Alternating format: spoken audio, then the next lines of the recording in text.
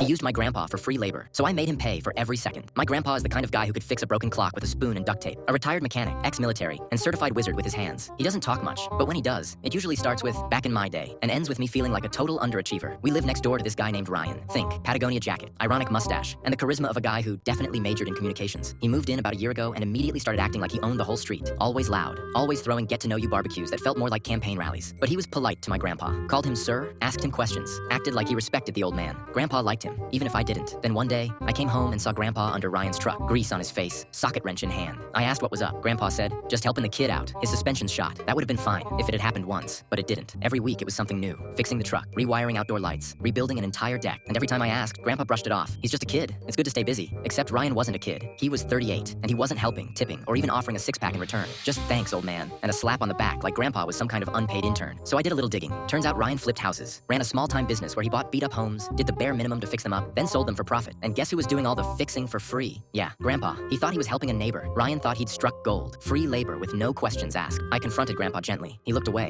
embarrassed. He said he was in a bind, said I was the only one he could trust. That's when I stopped being nice. If Ryan wanted to use my grandpa like a tool, I'd show him what it felt like to be treated like trash. Slowly, publicly, painfully. First, I applied for a free estimate through his website. I used a fake name, Marty. Booked him for a massive job across town. I even sent photos of a flooded basement I found online. He drove an hour to get there. No one was home. I watched his live IG story as he paced the sidewalk, cursing. Then I did it again. Different name, different house, different story. 3 times in 2 weeks. He finally posted something like, people are wasting my time. Oh, buddy, I was just getting started. Next, I made burner accounts and left dozens of reviews on his business pages. I kept them just vague enough to avoid detection. Hired him. Never showed. Waste of time. Used shady old guys as workers. Didn't feel legit. Upcharged me, then ghosted. Within a month, his rating tanked. He tried replying to defend himself, but arguing with customers online never looks good. Then I called the city. See, Ryan didn't have a licensed crew. And in our state, if you perform structural work without a license, you're liable for everything. All it took was one anonymous tip. The city sent someone to inspect one of his recent flips. Guess what? Unsafe electrical rewiring. You know, the kind Grandpa was helping him with. Fines, red tags, permits revoked, whole deal frozen. And Grandpa, I made sure he saw it all happen. I showed him the reviews, the complaints, the fines. He didn't say much, just looked out the window at Ryan, who was standing in his driveway on the phone, red-faced and shouting like the world owed him something. Grandpa muttered, I guess he was never really your friend. I said, no, Grandpa, he was never yours. The best part? I found out he had 2 flip projects mid-sale. When buyers saw the inspections fail and reviews blow up, they backed out. He lost deposits, contractors walked, and he started bleeding cash. Eventually, he came over, tried to ask Grandpa for one last favor, said he was desperate, that the city was targeting him. I opened the door before Grandpa could even stand up. I smiled and said, you should fix your own mess, Ryan. I hear hard work builds character, and I shut the door in his face. He thought my grandpa's time was worthless, so I made sure every second cost him everything.